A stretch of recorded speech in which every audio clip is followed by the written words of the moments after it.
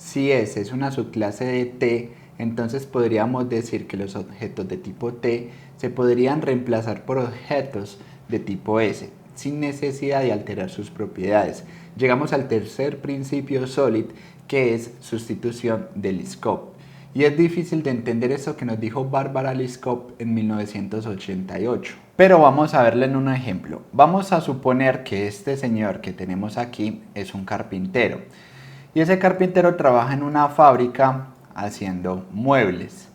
Ese señor tiene una hija, que esta hija heredó la habilidad de su padre con la carpintería. La hija es capaz de hacer lo mismo que hace su padre en carpintería.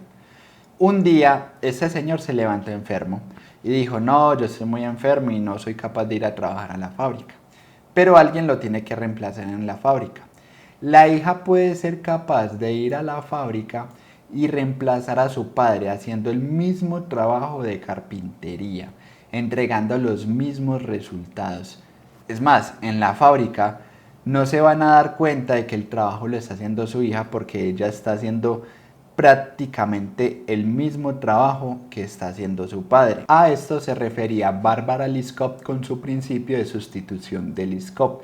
Ahora vamos a ver un ejemplo más técnico. Yo tengo una clase A.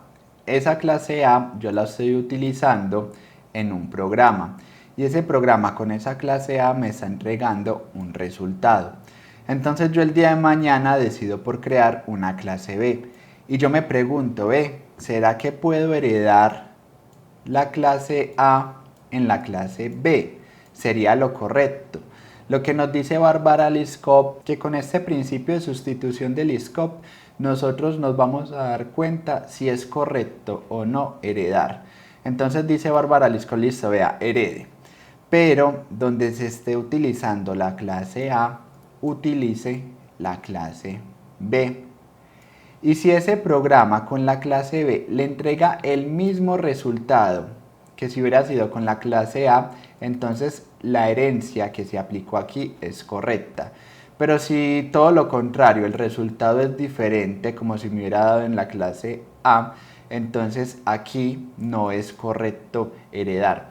Este principio de sustitución de Liskov nos ayuda a utilizar la herencia de una forma correcta. Nos dice cuándo podemos heredar y cuándo no podemos heredar o no es recomendable heredar. Y nos va a ayudar a tener más cuidado a la hora de heredar de clases. El objetivo de este principio es tener un código mantenible en el tiempo y al momento de yo heredar de una forma incorrecta, esto puede ocasionar errores en un futuro y un código difícil de leer. Una clave que nos indican en este principio es preguntarnos si la clase B es una clase A. Al momento de heredar, esa es una clave súper importante porque nos vamos a encontrar en muchas situaciones como esta. El ejemplo que nos plantean en el libro es el siguiente. Nosotros tenemos una clase rectángulo y tenemos un ancho y un alto. Tenemos un constructor vacío y un constructor ya con las propiedades.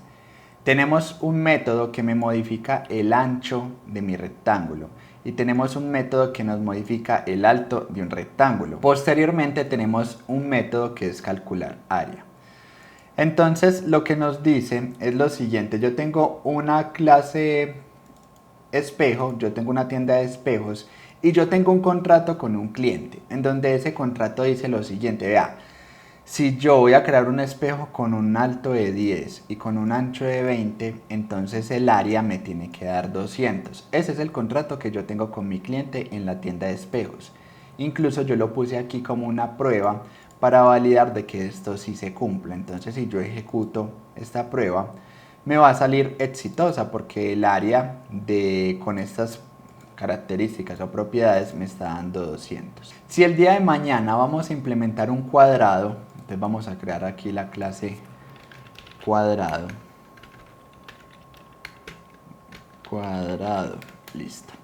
Entonces en nuestra clase cuadrado nos podemos preguntar, hay ciertas cosas que nos sirven de rectángulo para mi cuadrado. Un cuadrado es un rectángulo con la particularidad de que su alto y su ancho son iguales. Entonces yo puedo decir, bueno, está bien, entonces vamos a heredar de rectángulo. Heredamos de rectángulo creamos el constructor y yo me doy cuenta aquí con la clase rectángulo, y es que estos métodos me están modificando las propiedades de ancho y alto. Recordemos que un cuadrado tiene el ancho y el alto iguales, y yo no puedo permitir que me modifiquen el ancho y el alto por independiente, de manera independiente. Entonces yo me tengo que asegurar de eso. Entonces yo tendría que venir aquí y sobreescribir estos métodos que tiene rectángulo. Entonces yo le podría decir, vea, cuando usted me vaya a modificar el ancho de mi cuadrado, pues me va a tener que modificar también el alto, me tiene que dejar los mismos valores porque el ancho y el alto son iguales. Y lo mismo con el alto, cuando me vayan a modificar el alto. Entonces yo aquí le digo que si me lo modifican, entonces también se me modifique el alto y el ancho. Aquí ya tenemos nuestra clase cuadrado heredando de la clase rectángulo. Ahora yo me pregunto, ¿esta herencia si es correcta o no debí de haber heredado de la clase rectángulo? Entonces vamos a aplicar el principio de sustitución de Liskov. Entonces, ¿qué nos decía? Vean, vaya donde se esté utilizando el rectángulo. Aquí yo tengo un contrato con un cliente y estoy utilizando rectángulo. Y me dice, vea, si usted reemplaza ese rectángulo por un cuadrado, le tiene que dar el mismo resultado. Recordemos el ejemplo de la niña y el señor. Tiene que hacer el mismo trabajo y entregar el mismo resultado. Entonces vamos a ver si es cierto. Pero antes vamos a crear por aquí el constructor para poderlo crear de una manera vacía. Cuadrado. Y listo. Y después setearle los valores. Entonces vengo a la clase espejo, le pongo la clase cuadrado y vamos a ejecutarlo. Inmediatamente mi prueba falló y me dice, vea, lo que pasa es que yo esperaba un área de 200 y recibí un área de 400. Claro, teníamos un contrato con nuestro cliente que se asumía que si le asignamos un alto 10 y un ancho 20, el área era 200. Pero ahora hemos creado una clase cuadrado y hemos cambiado las reglas del juego. Entonces el principio de sustitución de Liskov aquí me está indicando de que esta herencia no es correcta. Entonces tendríamos que mirar de qué manera podríamos utilizar ese cuadrado, si de una manera independiente o hacer mi abstracción de la vida real al código o al lenguaje de programación de una manera diferente. Este principio de sustitución de Liskov es el más complicado de los 5 principios. Entonces vamos a ver otro ejemplo para que lo podamos entender de una manera más fácil. Entonces yo tengo una clase animal. En mi clase animal yo le tengo un comportamiento que es que un animal puede comer, entonces aquí pongo el come. Un animal puede dormir, el duerme.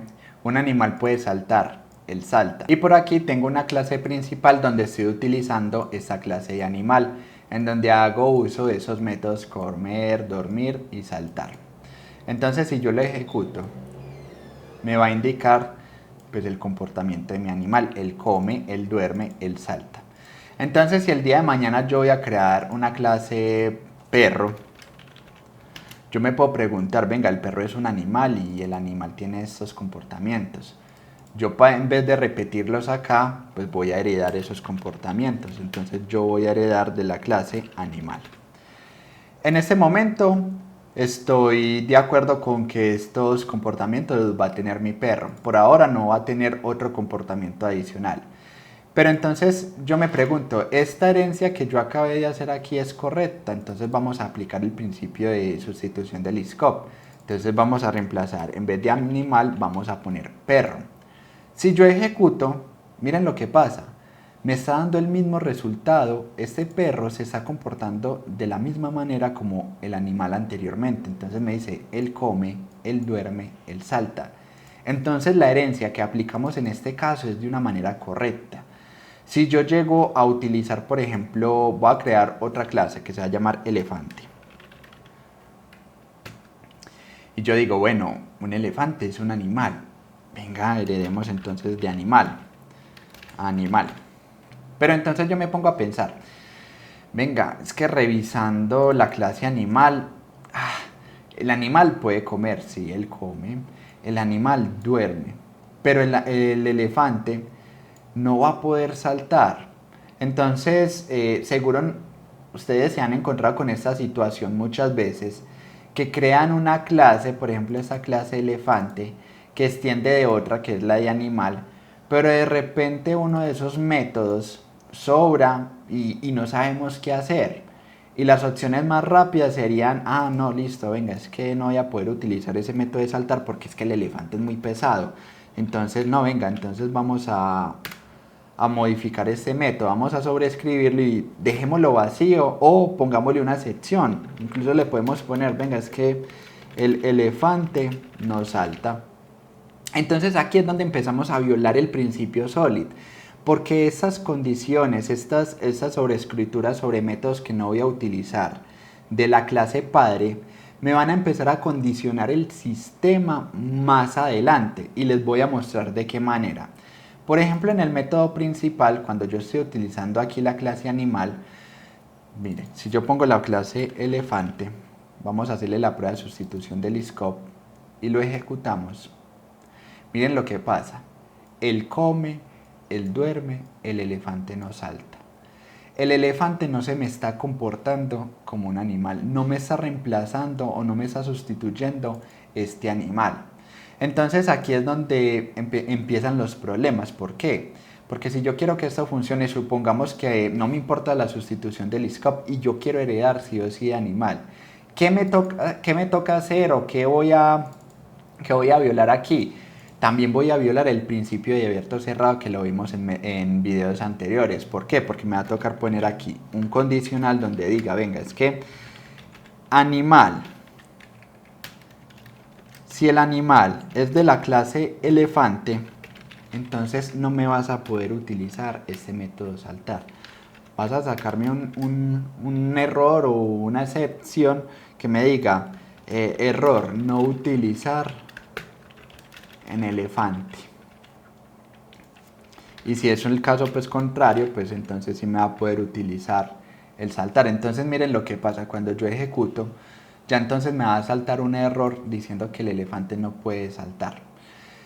Y esto me va a generar muchos problemas en un futuro porque miren que estoy poniendo o estoy agregando complejidades innecesarias a mi programa. Estoy modificando cosas que ya tenía y recordemos el principio de abierto y cerrado, que debe estar abierto a extenderse y cerrado a modificarse. Y el principio de sustitución del scope pues no me pasó aquí porque el elefante no se está comportando como un animal. Y de esta manera Bárbara Liskov nos quiere decir cómo identificar esos casos en los que sí podemos heredar y en los que no. Ahora, ¿cómo podríamos solucionar ese tipo de problemas? De pronto, el problema que nosotros tuvimos fue en el momento de abstraer el mundo real en el código, porque un elefante es un animal, es verdad. Pero es que con este principio de sustitución del scope, yo tengo que empezar a limitar todas estas acciones solamente a lo que necesito. Y tengo que ser muy específico a qué cosa va a pertenecer a otra cosa, qué subclase va a pertenecer a una clase padre. Por ejemplo, en este caso podríamos crear otra clase que se llame animal liviano. Y en animal liviano nos podríamos llevar entonces esta acción de saltar, porque un animal liviano sí puede saltar. Animal lo dejamos de esta manera, incluso animal liviano podría heredar de animal porque hay comportamientos muy similares de un animal liviano a un animal, ¿sí? Entonces vamos a poner aquí animal y listo, ya estoy heredando. Entonces aquí qué podríamos decir de que el perro ya no sería pues como es un animal, pero sería un animal liviano porque va a tener las propiedades de animal y también va a tener las de animal liviano. Y elefante pues ya solamente va a ser un animal y esto ya no voy a tener que sobreescribirlo. Y de esta manera podemos hacer que nuestro programa sea mantenible con el tiempo. Ahora, ¿qué podemos concluir de esto? La herencia es una gran cualidad de la programación orientada a objetos, pero si el concepto de herencia no encaja con nuestro diseño de software, deberíamos de plantearnos sustituirlo por la composición, como acabamos de hacer en este caso.